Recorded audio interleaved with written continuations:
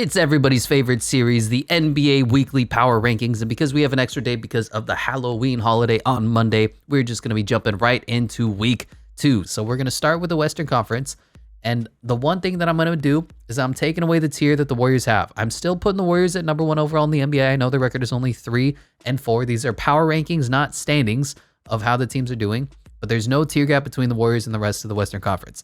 Number 2 is going to be the Suns. They're bumping up 3 spots. They've just been really impressive. I've been shouting doom and gloom from the offseason. I said they were going to fall a little bit, and they haven't, especially with Jacques Landale's elevated play. Cliff Paul has been atrocious, but Devin Booker has been good. Mikal Bridges has continued to impress. Cam Johnson in the starting lineup.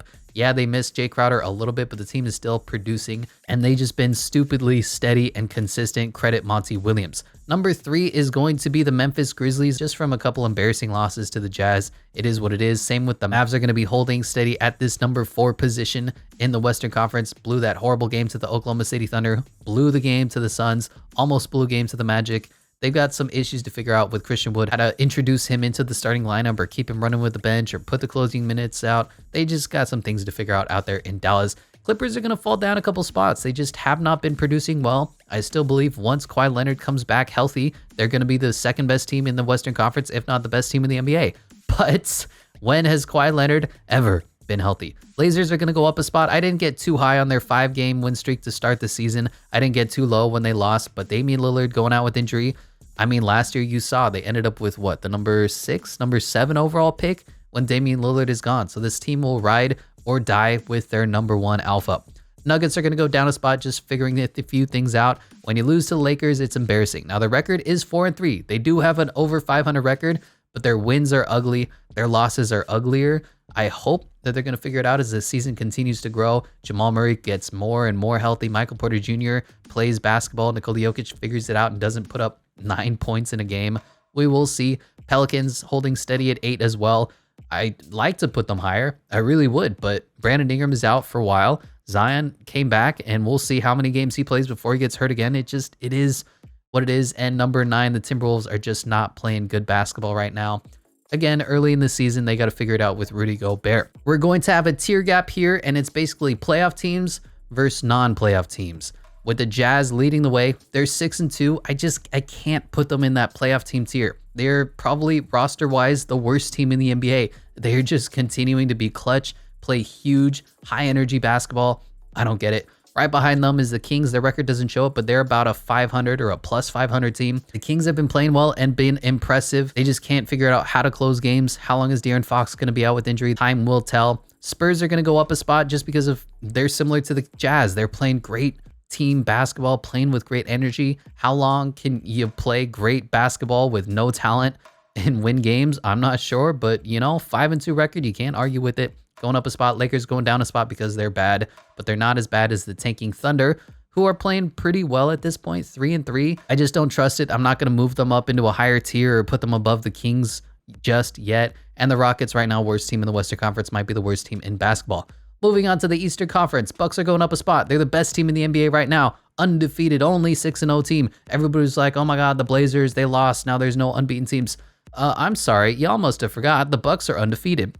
Celtics going down a spot just because the Bucks have been so impressive. Celtics have faltered a little bit. And the Cavaliers are going to be elevated up into the tier of best team in the Eastern Conference. They've just been so impressive. Donovan Mitchell, like I said, has made a case for MVP this season, especially with Darius Garland out. The Cavs have been great.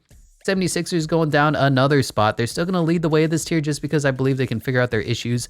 Maybe Doc Rivers, who knows. Raptors are going to go up 3 spots because they've been very impressive to start the season. So they beat the Cavaliers, then they lose to the Nets in a close one, lose to the Heat in a close one, then they beat the Heat in the rematch, beat the Sixers, lose to the Sixers. I mean, they've just had a really fun, interesting schedule to start the season, and they've been impressive, and they've been, the Raptors don't have that superstar talent, but they're still a good basketball team, top to bottom. Hawks are going to go down a spot just because of some of their embarrassing losses in the week. The Heat are going down a spot. They are 2-5, but I trust the Heat. I trust Pat Riley, Eric Spoelstra, Jimmy Butler. I trust that they're going to figure it out. This is their brand of basketball. Ugly, defense first, and hope that Jimmy Butler comes up clutch.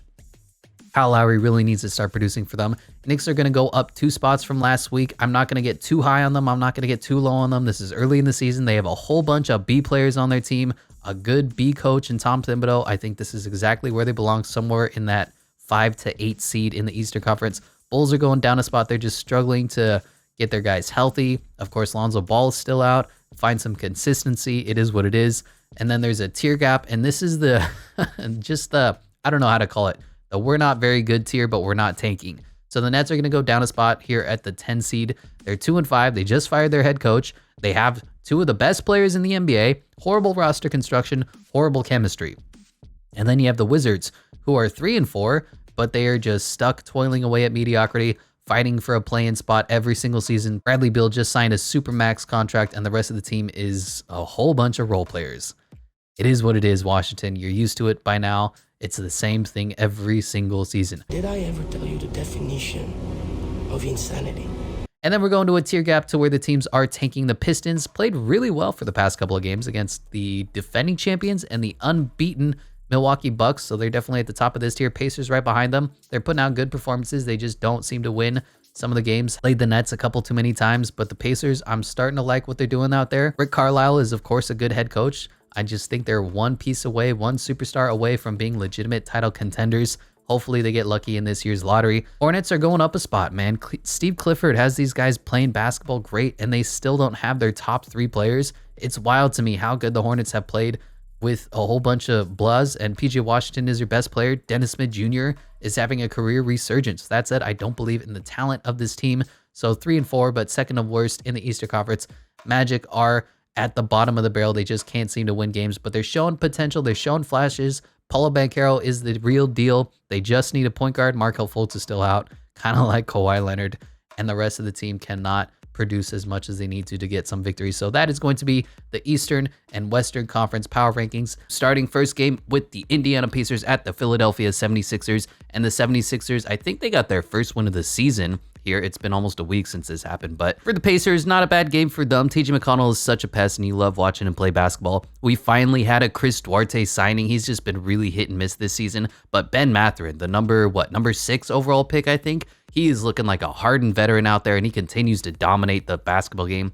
Shoots well, makes good decisions with the ball. It's just a really impressive start to the season. I didn't have him in my rookie of the year considerations, but the way that he's been playing, especially after this continuing on the season, Ben Mathurin is just built different. For the 76ers, they finally got a win. They really tried to blow this game, but James Harden hit back-to-back threes, dropped the rookie with a mean step back. Joel made a bucket. Tyrese Maxey and Tobias Harris made some clutch threes as well, and this was just a good Philadelphia 76er win, which you don't get to say too often these days. Next game up is the Toronto Raptors beating the Miami Heat. Live by the 3, die by the 3. The Raptors went 14 of 32 from deep, 44%. The Heat went 8 of 34, 23%. I mean, it is what it is. The Raptors just had a great run down the stretch. They hit their threes. I don't know what else to say. As for the Heat, they had really bad offense down the stretch, and that's going to be a theme for this season.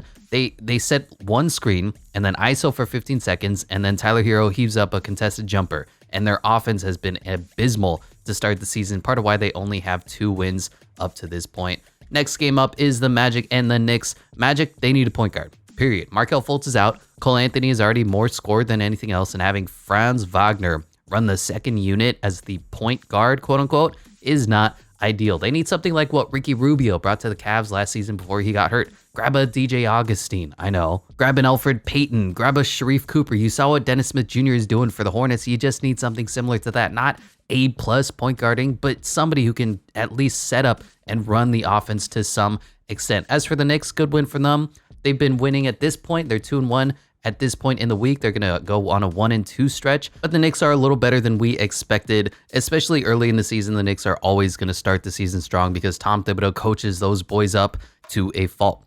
Bulls and the Celtics. For the Celtics, they really started the game strong, had a huge first half. Let's see if I can look here. 39 points in the first quarter, and then they faltered in the second, 15 points, and they got outscored by 20 in the second quarter. They just went completely flat. And they really felt the missing Robert Williams in this game as he is still out with injury, as Al Horford can only do so much at age 73 years old. And Noah Vonleh, as good as he's been for them, is just not that good of a basketball player. Grant Williams' ejection was BS. It's been almost a week, so all the heat has died down. But man, just watching 5'1" referees throw out these massive human beings is just frustrating to watch, especially from an accidental bump. And they also threw out Joe Mazzulla just because NBA refs type of game. As for the Bulls, their defense was flying. Vooch cooked on his birthday, 18, 23, and 5. Just a good game from him. They're still feeling the loss of Lonzo Ball, but this was a classic good Bulls basketball game. Jazz and the Rockets. This was a really ugly game. The score is not going to show it, but not a lot of defense was played. They just aren't that good, both teams, so not a lot of scoring was done either. Jazz ripped the 82-0 dream, but this was another one of those close competitive games that they have, and I have to give my hats off to Will Hardy, who looks like he's still out hazing freshmen, but he's coaching up this team like something good. As for the Rockets, good win. I'm really frustrated as a Jalen Green fan seeing all these Kevin Porter Jr. ISOs, and it's just continuing to be a frustration point for the season that they're not getting their young guys the ball. Kevin Porter Jr. is the number one when I think Jalen Green needs way more touches, at least abilities to shoot the ball. Jabari Smith, I know his dribbling has been a problem, but his skill right now is to elevate over the defender, and he's not really getting that chance as well because Kevin Porter Jr. needs the ball in his hands 50% of the game. There was one possession where Jalen Green was like, "Hello, I'm using two hands to show I have Kelly Olynyk guarding me." Mismatch. And what Kevin Porter Jr. did is he opted for a step back contested James Harden-esque three that he clanks off the rim. Just, it's frustrating to watch Rockets basketball right now. They're the worst team in the league, probably, taking on the Nets and the Grizzlies. For the Nets, this was back when they were still struggling, and they're still struggling now, but Ben Simmons fouling out wasn't my biggest takeaway from the game. He hasn't played in over a year. He's shaking off the rust, blah, blah, blah. Obviously, you don't want to foul out, but some of the refereeing was terrible on this. The fifth foul was terrible. The sixth foul was debatable. The refereeing overall in this whole game was just awful. My issue is his complete lack of impact in basketball games. 7, 3, and 8 in a box score for your number 3 option is frankly embarrassing. He shot 1-3, missed it, duh. Big whoop. He missed. He still sucks at basketball, and Royce O'Neal keeps getting lost on defense, and Steve Nash needs to coach up this team because they have so many awful missed rotations. God, Steve Nash needs to go like an open flame in a gas station. As for the Grizzlies, great night. Desmond Bane had himself an evening here, looking at his stat line, 38 points, 14 of 21 shots. John Morant was great as well, 12 of 22. 8 rebounds for the young fellas, 7 assists. I mean, these guys are just playing great while Jaren Jackson Jr. still coming back from injury. Not a great performance from Dillon Brooks. He's kind of struggling at this point in the season, but it's good to see him out there and healthy, and hopefully he gets back into the thick of things. Spurs at the Timberwolves, and this is a couple of these games that they have. Weird game. The Spurs jump out to this huge lead and then lose it, and then jump out again, and then almost blow the game again like the Pacers. I mean, the Spurs are flying, but this is one of those, we have more energy, we have more youth, we have more ball movement, and we have better coaching than you do. I can't tell you how many times I saw the Spurs running the break. All 5 Spurs players were running, and there were only 3 Wolves running back in transition defense. This is why great coaches love to coach young teams who are moldable and easily told what to do, because they'll do what the coach says or they get cut. Greg Popovich is having the time of his life. As for the Timberwolves, this is just one game early in the season, second of a back-to-back. I wouldn't panic just yet, but this quick pace really cooked Rudy Gobert, Karl Towns, and the rest of the Timberwolves. The fact that Karl Anthony Towns as well still couldn't bully a 6'1" Trey Jones in the post will never not bug me. I always have issues watching Karl Anthony Towns play basketball. In the last game of the Monday night series, Nuggets at the Blazers. The Nuggets they're a mess right now. I got 9 points for Joker in this game. Might be the worst game of his career statistically. He only took 4 shots and 3 free throws. So he's still efficient, but 9 points for a former MVP? Ugh. And I get it, they're just figuring out their roster still. It's been a while since they were all healthy. I might consider running the 5-1 pick and roll here. You know, kind of a flip reverse on the 1-5 screen and roll with Joker ball handling and Jamal Murray screening. I don't know. Just this offense needs to continue to figure it out. As for the Portland Trail Blazers, still undefeated at this point. Good win for the number 1 seed in the West. Josh Hart took out his hard hat for this game and said, I'm going to do all the dirty work. Anthony Simons cooked. Damian Lillard was still healthy. Good win for the Blazers. Moving on to the Tuesday set. Pistons at the Wizards. For the Pistons, Jaden Ivey looked really good in this game. His athleticism is off the charts. He just needs to adjust a bit and learn to change gears. Right now, he's always 100% full speed, no matter what. And he needs to learn that there's rhythm to the game. He needs to slow down, relax a little bit, pick his spots when he goes all out. For Cade Cunningham, I am starting to get a little worried about his poor shooting, but overall, he's got a good impact on the game. His 3-point shot is up, but his overall field goal percentage is down. No doomsday or anything, but just a little, you know, it's small. Not a red flag, but a yellow flag. Shout out Bojan Bogdanovic for being great so far for the Pistons. Turned that into a nice contract for him. Tough injury to DeLon Wright for the Wizards. He's been really good for them, and I'm hoping that he comes back sooner than later, because as soon as he went out, Wizards basketball has been flipped on its head. They've been struggling to generate any form of offense whatsoever. Mavericks and the Pelicans, really close, fun game here. I believe Zion was healthy. No, nobody was healthy for the Pelicans. Surprise. Just watching this game, it had that playoff intensity. I know it's early in the season, but both teams were throwing haymakers back and forth. Each team taking on mismatches, making tough buckets. For the Mavericks, Christian Wood was great this game. He was a great running mate for Luka. Basically what we wanted Kristaps Porzingis to be on a nightly basis. Intensity, shot creation out of the post, and just a real Robin to Luka's Batman mentality. They came up just short. Another game winner missed by Luka Doncic. He tends to miss a lot. I appreciate that the Mavericks now, instead of going 1 deep, they go 3 deep as far as star talent, but the 8 Pelicans in double figures versus the 3 for the Dallas Mavericks was really the difference in the game. As for the Pelicans, no Brandon Ingram, no Zion Williamson, and they still walk away with a W. This is one of those games that we're going to talk about later on in the season, and it's great to see Trey Murphy play well. I really liked him out of the draft, and he came out as the best NBA-ready 3D player of the draft last season. He just didn't produce. This game, though, 8 of 8 from the field, 4 of 4 from 3, 2 of 2 from the free throw line, 22 points. I mean, he was just lights out. Jackson Hayes is bad.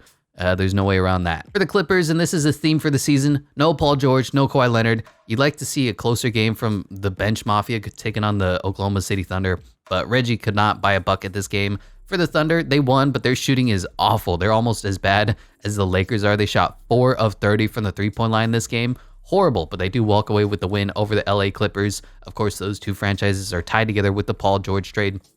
Warriors at the Suns. Man, this was one of those electric matchups. Everybody was talking about it on Twitter. This was a great game.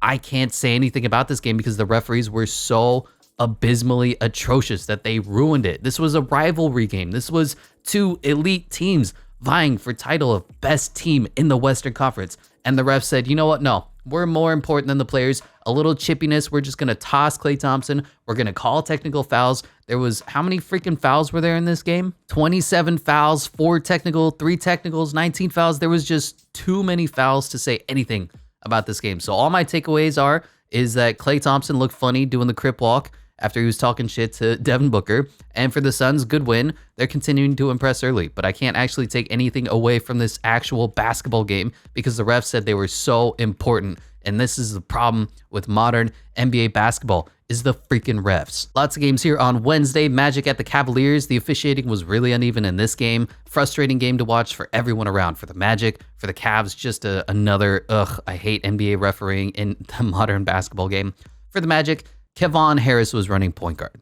It's just brutal, and really the fire starter for a lot of their issues right now is that they don't have a point guard. They'd probably be a team closer to what the Pistons are displaying right now with the talent that they have if they just had some sort of competent point guard play. For the Cavaliers, great win. Darius Garland is still out, which is rough. He's been out for a while with that eye injury. I'm a little worried just watching the game that Evan Mobley doesn't look like he got any better. His points are the same, his turnovers are up, rebounds are down, assists are down, shooting is slightly up, but on really low volume. And I just don't see a lot of difference from the way he was playing at the end of last year with the full offseason into this year. And I think not playing center, being stuck at that power forward position because Jared Allen is good, is holding him back. That said, just something that I'm worried about because Evan Mobley coming out of the draft was hyped up as the best center we've ever seen. And now Chet Holmgren and soon to be Victor Wembanyama are going to be coming out, and they're probably better than he is. But not much else to take away from this game. It's the Magic versus the Cavs, 2 different tiers of teams. Hawks at the Pistons. Good win for the Hawks, 118-113. Trae Young was great. DeJounte Murray picks his spots. As for the Pistons, I like seeing Bojan Bogdanovic unleashed. He's their best offensive player currently. And it's funny because he's a million years old. But don't look now. The bench actually did something for the Pistons. That is a theme for the season. Is their bench going to do anything for them? Is Killian Hayes going to look like a bust who needs to get traded or cut immediately? Or is he going to be moderately competent? Is Hami Diallo going to make some shots? Is Kevin Knox going to get off the team? The bench is a problem, enough to say. And look, my big takeaway from this game is I get it. He's young. He makes a lot of mistakes. He's a rookie. He's got growing pains. I'm starting Jalen Duren. I don't care. I know Isaiah Stewart's a good, competent backup quality center, but the freak athleticism that Jalen Duren offers while Marvin Bagley's out, the consistent lob threat that Cade Cunningham is going to have with the Jalen Duren who's got like a Jericho Sims, Keon Johnson caliber vertical. The dude is just a young Dwight Howard. Give this man Cade Cunningham, lobbing him the ball every single time on the screen and roll. Let Jalen Duren and Cade Cunningham fly because I want to see that. I know we're going to have growing pains. Look, this is a growing pains season, but let the two develop a connection, man. Continuing on, Hornets at the Knicks, and one Kevin Durant toe away from tying the game with their final shot. I got to credit Steve Clifford, man. I ragged the signing. I said, Steve Clifford, oh no, the Hornets are going to be terrible this season. And they've been flying around similar to the Spurs, and they've been playing well without their superstar LaMelo Ball. Really, their top three players, Terry Rozier is gone. LaMelo Ball is gone. Miles Bridges is gone. Dennis Smith Jr. had another really good game. As for the Knicks,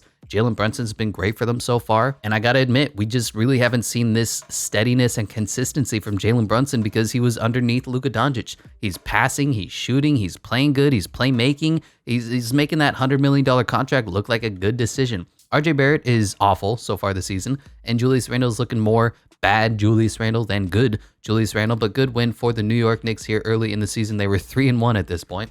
76ers at the Raptors, and the Raptors are always a tough matchup just because of the way their roster is constructed. Every player on their team is an athletic 6'9" power forward or a guard like Gary Trent Jr. or Fred VanVleet. So while Embiid will always get his numbers on the stat sheet, his actual on-court impact is effectively neutralized on the defensive end and in transition and with the pace that the Raptors play with. Plus, Nick Nurse is 10 times the coach Doc Rivers is. So as for the 76ers, really ugly, horrible closing quarter. I'm beyond frustrated that Doc Rivers is still the head coach of this team. Their offense is so stagnant after the first or second motion, and it devolves into really ugly iso ball with 14 seconds left on the shot clock. The talent is there, so they can ball out and bail you out, but this is bad basketball. And then Doc Rivers said, you know what we should do?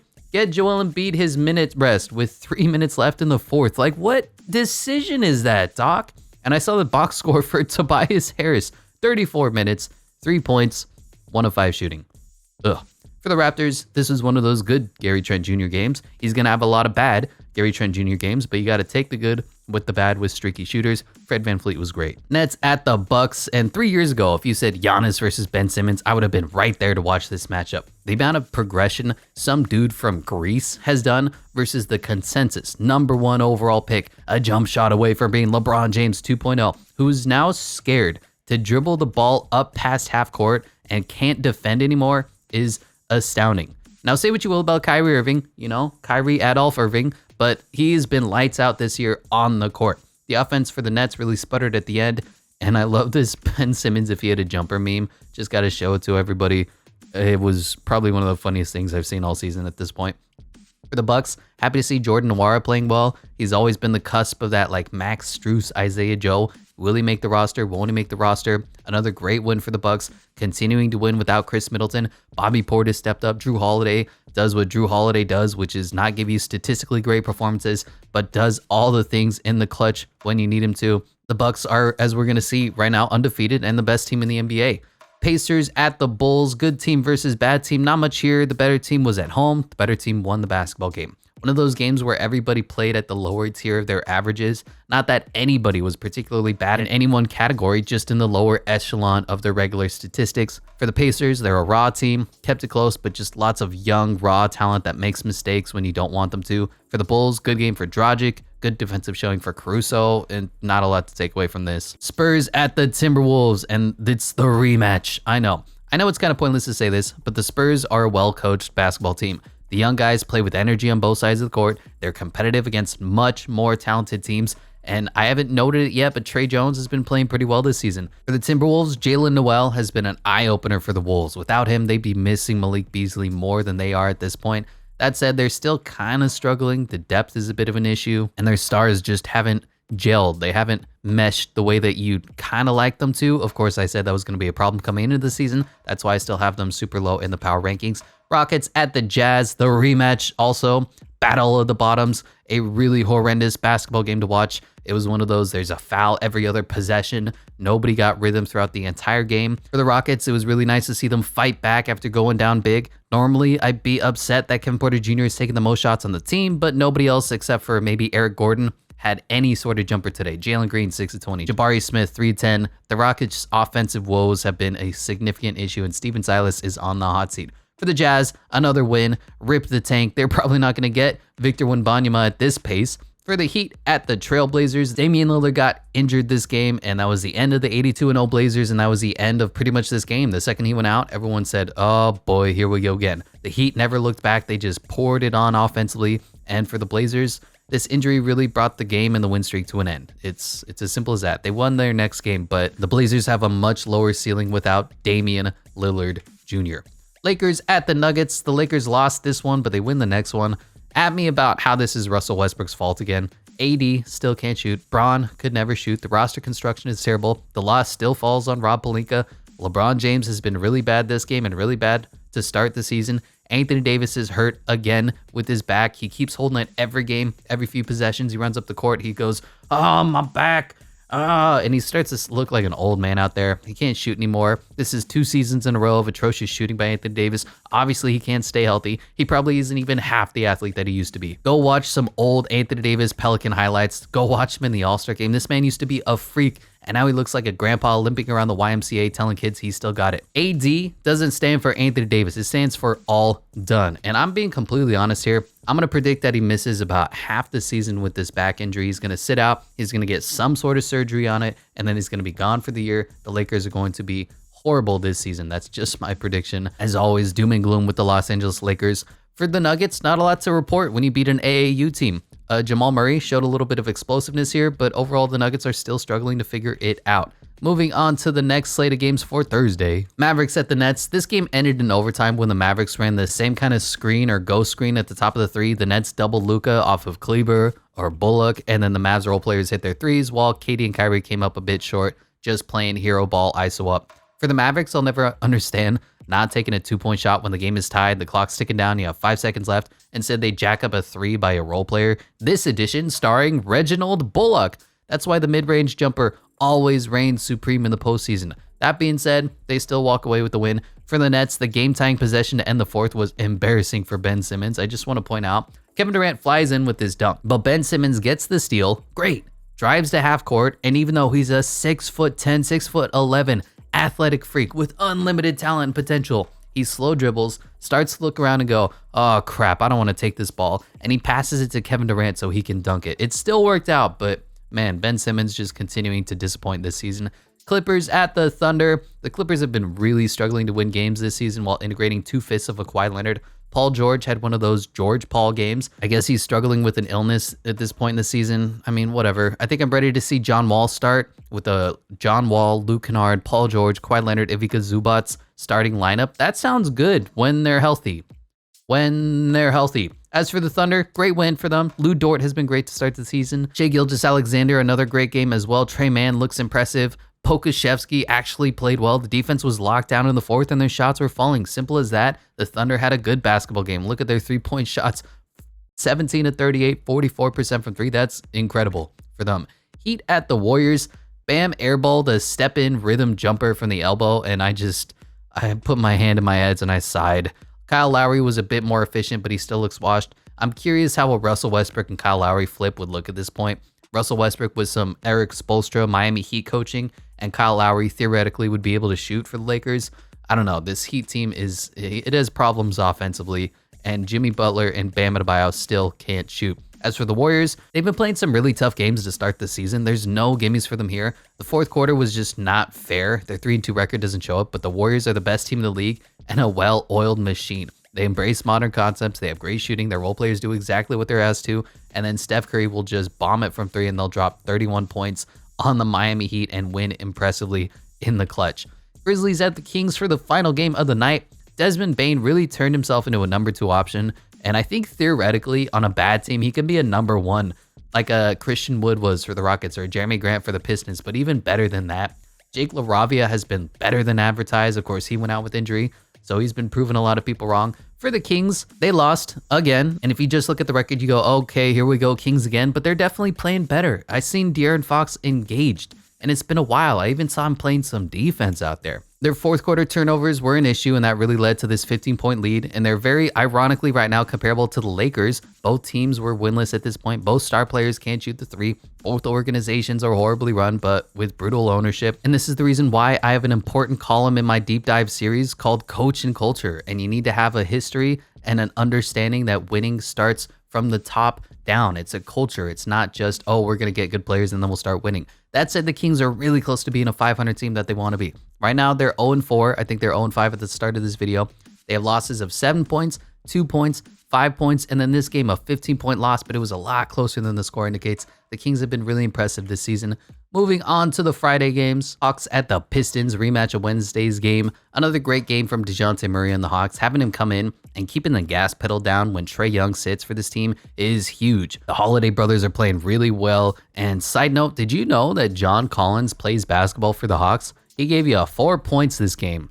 For the Pistons, Cade drew his 5th foul mid-third quarter, and that kept the awful bench lineup in for way longer than you'd like. I don't know what it is with Dwayne Casey, but he's either going to play all of his starters or he's going to play all of his bench. Winning or losing, be damned. And look, the Pistons are just not there yet. Their coaching isn't there yet. Cade isn't impacting the game as much as we'd hoped. Not that he's playing bad. It just even in a game like this, he puts up 35, but your team still loses by 24. The bench is horrible. It can't function. Jaden Ivey is just too raw of a prospect right now to produce consistently. Marvin Bagley's hurt. It's going to be a long season for the Pistons, but there is a bright future at the end of this tunnel. Also, the teal jerseys are just beautiful. I love those. It looks so Detroit basketball. Hornets at the Magic. This was more of what I expected the Charlotte Hornets to play like to start the season. Mason Plumlee still sucks. With the elevation of Nick Richards, by the way, who's been playing incredible basketball, drafting of Mark Williams out of Duke, just bite the bullet, bench or cut Mason Plumlee. This man needs to go. For the Magic, great win. Finally, they won a game, I know. And hey, even when they don't win a game, they're flashing their potential every time they play. They have such a versatile lineup. They played a really tough first 5 game schedule. They lose by 4 to the similar tiered Pistons. Then they played the Hawks, playoff caliber, Celtics, championship caliber, Knicks playing unreal at the start of the season, and Cavs. I mean, they've had a tough season, and they don't have a point guard still.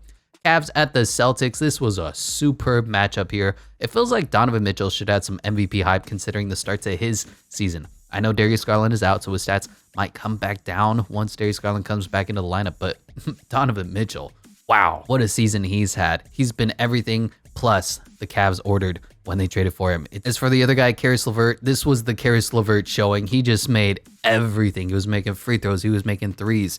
And Karis LeVert, look, he's not an everyday killer, but 1 out of every 10 games, he's going to ball the hell out. And 2 guys scoring 41 points on the Cavs, that's some LeBron, Kyrie level of stats. For the Celtics, I was frustrated with the way that this game ended. It was very close, very competitive. These two teams are just on that same level and that same tier of talent, but on 2 fronts. Number 1, Jaylen Brown was cooking. So I would have thought about giving him the final shot or kind of running a play for him instead of just having Jason Tatum ISO up. Hindsight is always 20/20 for the final shot of the game. I also would have called a timeout because Luke Cornett and Big Al Horford were on the court, shrinking the space, making the final play even a little bit harder as well that Jason Tatum had to play with. Luke Cornett got the offensive board, but there wasn't enough time to do anything, either put it back up or pass it back out. So what I'm trying to say here is that either you take a shot early because you have 2 centers on the court and Luke Cornett and Al Horford, give them time to grab the offensive rebound and put it back up, or you call a timeout and you run a play for the guy who's hot, who was cooking at this point, and Jaylen Brown was going off in the 4th quarter. I know Jason Tatum ended up with the same stats, but run a play. Maybe if Jaylen Brown doesn't get open, then you default to the Jason Tatum ISO shot. It's just, I get frustrated watching horrible ISO step back contested, low percentage mid-range jumpers to end the game. When you could have walked away with the victory, you wouldn't have this embarrassing overtime when you get outscored by 9 points. Just frustrations watching not just Celtic basketball, but the NBA as a whole. This is how they try to resolve their games, is just taking low percentage shots. 76ers at the Toronto Raptors, a rematch of Wednesday's game. For the 76ers, Joel Embiid was out, but Tyrese Maxey had one of those games. And I know Tyrese put up 44, but the bench outproduced the Raptors 22-11. And look, Joel Embiid with load management might have been better for the Sixers in this matchup. They went small against a team without a center. The Raptors are all 6'9". I don't think they have anybody 7 foot on their team. And this forced Doc Rivers to have them play a brand of modern, quicker, fast-paced basketball, and Tyrese Maxey went one-man army and dropped 44. Games like these for the Raptors, they'll happen. Fred gave you 1 point and got this hilarious picture up. So versus counterpart, he was effectively minus 43 in scoring versus Tyrese Maxey. Just a bad game for the Raptors. This will happen to the team. Talked about it before. Pacers at the Wizards. Talk about a misery fest of a matchup. Two of the most heavily sigh teams in recent NBA memory. The Wizards, who are still stuck in first-round exit mediocrity, and the Pacers, who just left first-round exit mediocrity to start their take. And for the Pacers, I didn't mention it last game, but it's good to see Miles Turner's back and healthy-ish.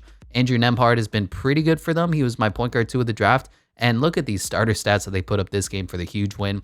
Tyrese Halliburton, 25-12. Buddy Hield, 25-5. Aaron Nesmith, 15-7. Jalen Smith, 15-7. Miles Turner, 27-10.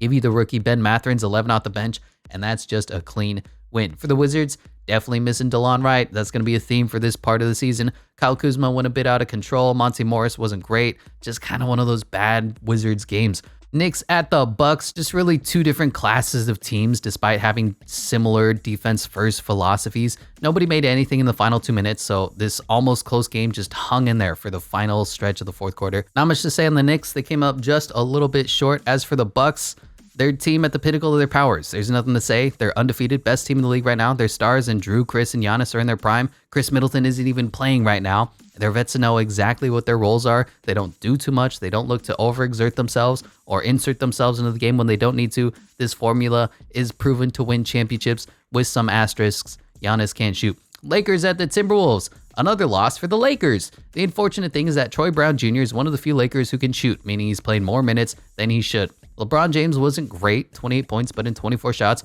Russell Westbrook was classic Russ, 18 points and 17 shots, 8 rebounds, 3 assists, 5 turnovers. This team sucks top to bottom. For the Timberwolves, Karl Anthony Towns and Anthony Edwards were huge to close this game out. Bulls at the Spurs. The Bulls are just not able to play defense. I don't understand what it is. I like watching Devontae Green play basketball. He gives them so much effort. Having Andre Drummond as your secondary center, your other center, is such an asset. And can you believe he's only 29? I know it feels like he's been washed for 5 years or so because of the NBA changing, but my guy's not even 30. And there's a lot of times where he looks better than Nikola Vucevic out there.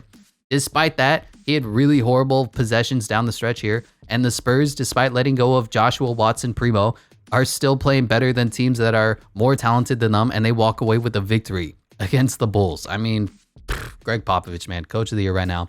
Jazz at the Nuggets. The Jazz finally got blown out. They've been playing way too good basketball to start the year. As for the Nuggets, DeAndre Jordan hit a step-back 3, and then this game was over. Nikola Jokic had another stinker of a game, and it's starting to be a worry. I get it. They're trying to figure out the offense, trying to play while not having Nikola Jokic be the entire team, because for the last, 2 seasons, it's been the Denver Nikola Jokic's. He dribbles the ball up the court. He rebounds every shot. He makes all the points. He does everything, but no offense to guys like Facundo Campazzo and Marcus Howard, there's just a significant tier gap between Bones Highland and Jamal Murray. So like I've been saying for the Nuggets, just figuring it out. Not clean basketball, not pretty basketball, but they do walk away with the win here. Rockets at the Blazers. Another bad game for the Rockets. They're competing to be the worst team in the league. This lack of progression, though, under Coach Steven Silas is starting to be an issue for me. I thought that they would at least show that they're better than this, and Steven should be on the hot seat. As for the Blazers, Damian Lillard is hurt, and this is what the season is going to look like. Shaedon Sharpe has quietly been one of the better rookies this season, despite being the most raw player who has no college basketball under his belt. The Blazers have one of the most well-balanced starting lineups when they're healthy, of Dame, Shea, Hart, Grant, and Nurk, and then honorable mention Anthony Simons, who's basically a starter. When Damian Lillard is here, they have a closer, so all in all, the Blazers are in a pretty good spot right now. I don't love the team, but they're pretty good, and their record shows it. As for the final game of the night, Pelicans at the Suns. Man, imagine if this game was a healthy Pelicans game. Zion, gone. Brandon Ingram, gone. Herb Jones, gone. The win, gone. For the Suns, DeAndre Ayton went out with injury, but Jacques Landale has been surprisingly good for this team. I'm not sure if it's because Monty Williams hates DeAndre Ayton, but Jacques Landale has just stepped in, and he's probably been more impactful to the game than DeAndre Ayton has been to this point of the season. Chris Paul continues to not score points, but he's still a good enough floor general, and the Suns are rolling in spite of this. Moving on to the Saturday games, the Heat could not get a stop to close the game, and their lack of offense creation really showed up this game. A prime Raptors Kyle Lowry would have helped bring this one home, but instead you asked Tyler Hero to be the closer, which he isn't, And all things being equal, he's struggling a bit this season. Jimmy had one of those quiet Jimmy games. Kyle Lowry wasn't good and just a tough road loss, man. For the Kings, they won a basketball game. Woo! Jokes aside, the Kings jumped out to a huge lead, then tried to blow it. There's a lot of questionable foul calls on Sabonis. I know that happens every single game, but it happened again. And just look at the balance of this scoring. Domantas Sabonis, 18 points. Harrison Barnes, 11. Keegan Murray, 22. De'Aaron Fox, 17 with 13 rebounds. What? Kevin Huerter's been lights out for them, 27. Trey Lyles gave them 10. I love seeing a reinvigorated, refired up De'Aaron Fox. He's playing like he actually wants to be here for the first time in a long time. Warriors at the Hornets. I don't know what to say about this one. I don't know. They lost. I'm not sure how to explain it. They did make shots down the stretch. They shot 29% from deep for the whole game, and the Hornets won. As for the Hornets, PJ Washington has been unreal. If you want to explain this, they lose to the no-win Magic, and then they beat the defending champion Golden State Warriors. It's just one of those games in the NBA. It is what it is. Pacers at the Nets. For the Pacers, Ben Mather continues to impress. If he's not 1, then he's 1A for Rookie of the Year alongside Paulo Banchero. For the Nets, I know everybody is in shock and awe. This team is performing bad, but not to toot my own horn. This is exactly what you expected after seeing this Nets team for the last couple of seasons. KD and Kyrie are going to be statistical monsters. Their role players are going to be too afraid to shoot, too unsure where to insert themselves, not empowered by their non-head coach, Steve Nash. Ben Simmons sucks at basketball, and Steve Nash needs to get fired. Look, this team is the same way that it's been for years. Bringing in Royce O'Neal was a serviceable idea. Maybe he's a league average 3-and-D wing, but they're playing him like he's Mikal Bridges out there. Nate Claxton has refused to develop his game. Markieff Morris is old and sucks. Joe Harris is bad at offense, unclutched from the three-point line, injury prone. Patty Mills and Seth Curry are both injury prone and 6 foot on a good day. Yuta Watanabe, no offense, is getting way too many minutes. And yikes, the only player who I think can positively contribute to this team is Cam Thomas, and that's still offense only. This team needs defense. So honestly, if I'm Sean Marks, I'm rebuilding this team and I'm making it look like the 96 Bulls. I'm getting 12 players who are all dogs, who are all playing gritty defense and will rebound the ball like crazy. KD, Kyrie are my MJ and Pippen. Ben is my Rodman, and the rest of the team is a bunch of guys who are just going to scrap for loose balls. I'm getting Patrick Beverly, Matisse Thybulle, Gary Payton Jr., Devontae Graham, whoever, and I'm winning every single game 88-86. That is my rant on the Brooklyn Nets. 76ers at the Bulls. I don't like watching 76er games live. There's so many fouls and non-fouls and flopping. From James Harden's Oscar-worthy acting to Joel Embiid simultaneously elbowing the other team every possession and then flopping every shot. It's frustrating to watch. That said, they're my preseason pick to win because that's how the NBA works. It's basically soccer, but with scoring. A great clutch 3 from Joel Embiid. They walk away with the win. For the Bulls, tough loss. Nothing to report here.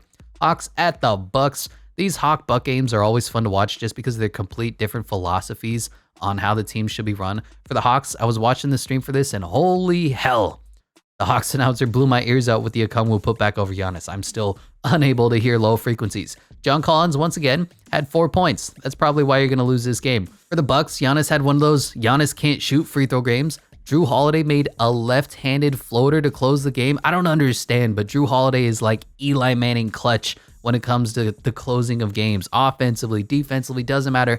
Drew Holiday is going to make a play to win you the game, and Bucks are still undefeated. Thunder at the Mavericks. Shai Gilgeous-Alexander had one of those he's going to be really good basketball games. As for the Mavericks, how do you lose to the Thunder? Up 16 with 4 minutes left. It's a head scratcher. Luka was really bad down the stretch, and there was some conspiracies I'm seeing online saying some 8-paragraph analysis of how Jason Kidd threw the game to get Luka Doncic's triple-double. Christian Wood was contract hunting in the loss. I'm not sure what to take away from this game for the Mavericks. It's still early in the season, so it is what it is. Josh Green had a career game, gave the Mavericks great effort. Great defense, was a plus 24 while he was on the court. Dorian Finney-Smith, though, in my opinion, had way too many shot attempts in the clutch. But one of those embarrassing losses that happens throughout the season. Grizzlies at the Jazz. Ja Morant was out sick. Good game for the rest of the guys. It's funny to think that the Grizzlies minus Ja Morant are equal to the Jazz right now, but they have a lot of injuries. They're still missing Jaren Jackson Jr., who hasn't been seen at all. Zaire Williams is still out. Dylan Brooks just coming back. So the team is just beat up, banged up. And for the Jazz, these Jazz, man, they're the most clutch group of scrubs I've ever seen. Kelly Olynyk, Malik Beasley, and Jordan Clarkson are making buckets in the clutch. It makes no sense to me. Moving on to the Sunday set of games. Pelicans at the Clippers, and in the meta, this is an intriguing matchup. They're both two franchises with their two lead superstars always injured. They have very good coaching. They're very deep teams run by traditionally awful organizations who are trying to turn the corner on their franchises, respectively. For the Pelicans, good win. Zion played. For the Clippers, Paul George had a George Paul game. Reggie Jackson hasn't been good since the 2020 playoffs. The Clippers without Paul George and Kawhi Leonard are an 11 seed.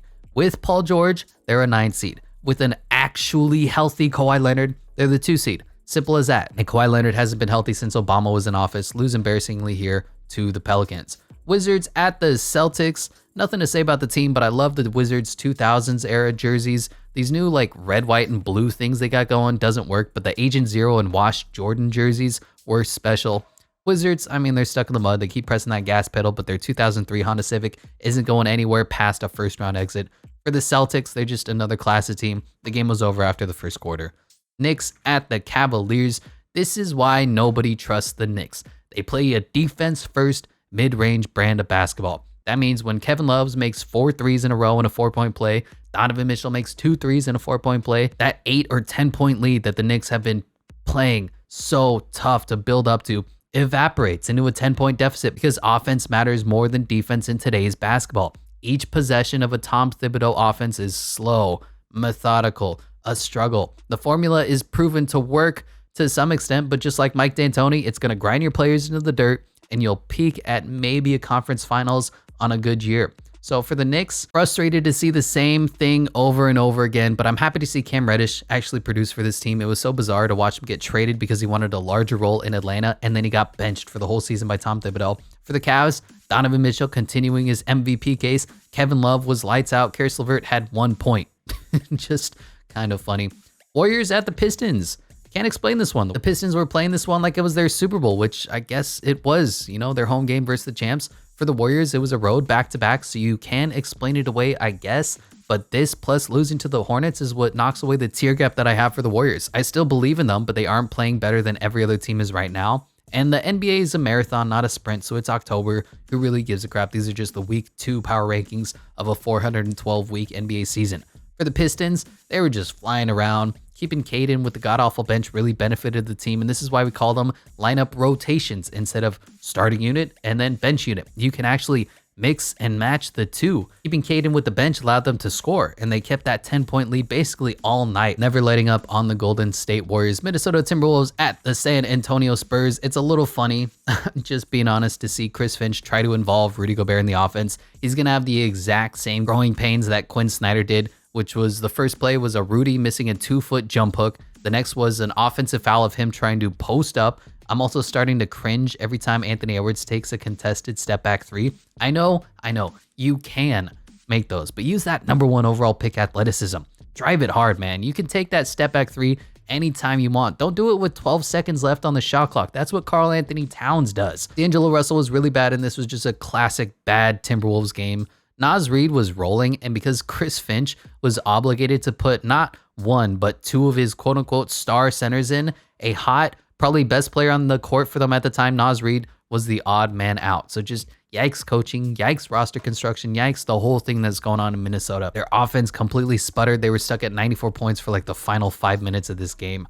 As for the Spurs, these Spurs, man, credit the Spurs, credit the Jazz, credit the Blazers, credit the Hornets. Lots of mediocre to bad teams are playing really well to start the season. And the Spurs will go on these extended fourth quarter runs where there's a lid on their basket and absolutely nothing will go in, but they walk away with a victory. Underappreciated players of the game here. Keita Bates-Diop for the Spurs, Naz Reid for the Timberwolves. Wow, in the middle of recording this, I see Steve Nash just got fired. Not sure how that's going to help the Nets, but it's certainly a move in the right direction. Magic at the Mavericks. Thankfully, the Mavericks did not blow a lead this game as they did to the worst Oklahoma City Thunder last time. It's starting to be a little bit of a theme for the Mavs. They cannot close out games. For the Magic, good game overall. They still need a point guard, but their 2 highest paid players right now are Jonathan Isaac and Markelle Fultz, who average 0 minutes a game. So, for the Mavericks, Christian Wood did not get a single call this game. He got fouled a lot and no whistles. Luka had a heroic game for Luka Doncic, which means 44 points, 2 of 9 shooting from the 3-point line, 8 of 14 shooting from the free throw line. Now, there is some worry in the Mavericks fandom that the Christian Wood is having the same problem Kristaps Porzingis did, where the coach decided that Luka Doncic ball is better than basketball. So we'll have to see, it's early in the season. Christian Wood does need to be integrated into the offense, and that takes time. It builds chemistry.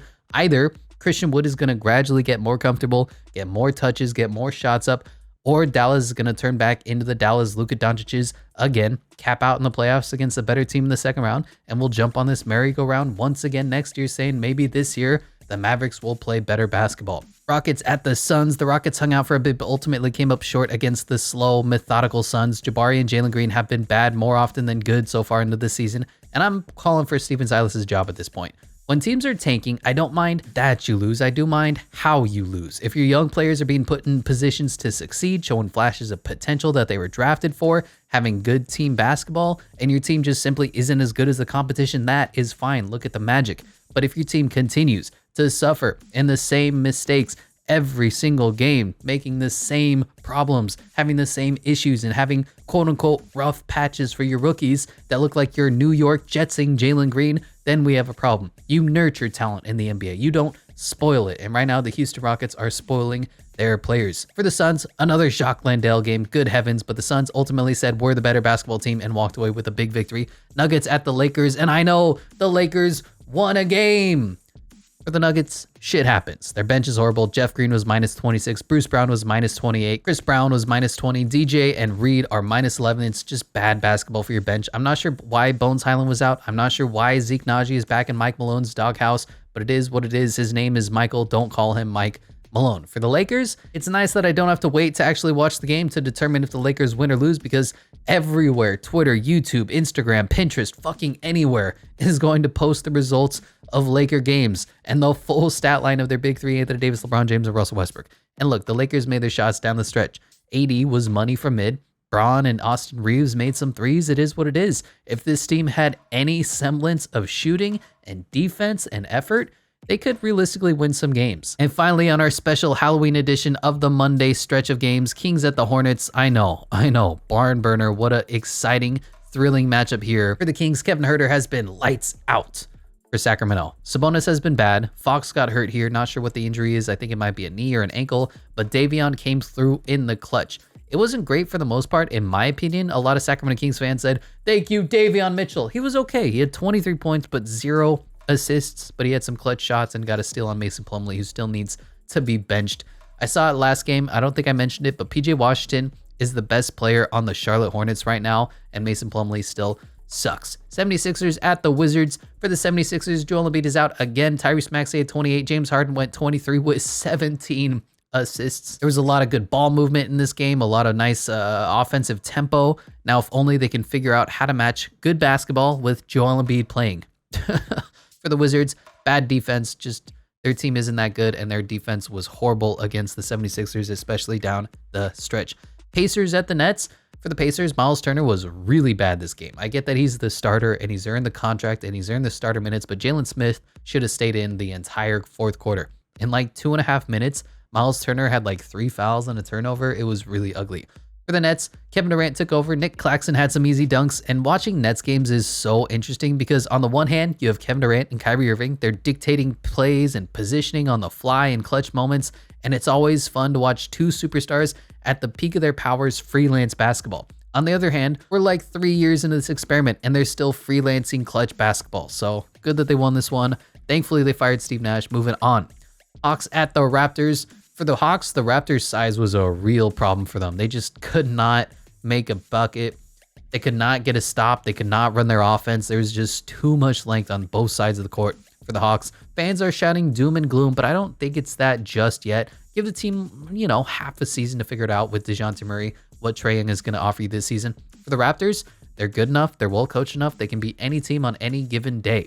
Pistons at the Milwaukee Bucks. Good fight from the Pistons in this one. Just came up a little bit short. And Drew Holiday is so clutch for the Bucks.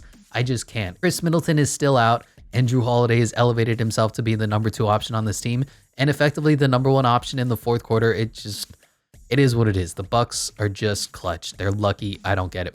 Jazz at the Grizzlies. Not sure how to explain this one. The Jazz play such a freer, more relaxed brand of basketball versus the Donovan Mitchell, Rudy Gobert days It doesn't make sense to me. They're still winning basketball for the Grizzlies. They're just beat up, banged up, tired, did not play well this game at all, period. It happens. It's one game in an 82 game season. It is what it is. Rockets at the LA Clippers. I'm going to start with the Clippers on this, but the Clippers really should have lost this game. It was just one of those tough, gritty, you're losing to a much worse basketball team, but you pull it out in the end, walk away with the W. That's all that matters. They were awful from the 3-point line, 9 of 36. The only thing that bailed them out was that the Rockets were worse at 8 of 28. Paul George, stupidly clutch, which he's been forced to be since Kawhi got hurt 3 years ago. Paul George has really elevated his game. I know it goes underappreciated, but he's the leader of the team because Kawhi Leonard doesn't play basketball. He's the clutch closer, point guard, shooting guard. He does everything for the Clippers. And right now the Clippers are riding with Paul George. For the Rockets, just too much Eric Gordon in the closing possessions for me. I get it. The other guys aren't making shots. They're not shooting efficiently, whatever. But at the end of the day, I'm not putting the ball in Eric Gordon's hand to win the game. And that showed when he was just a bit short on the game tying layup. Really, the Rockets should have won this game, but it is what it is. They're tanking. They're a bad basketball team. Let me know what your thoughts are, what you agree with, what you disagree with, and I'll catch you in the next one.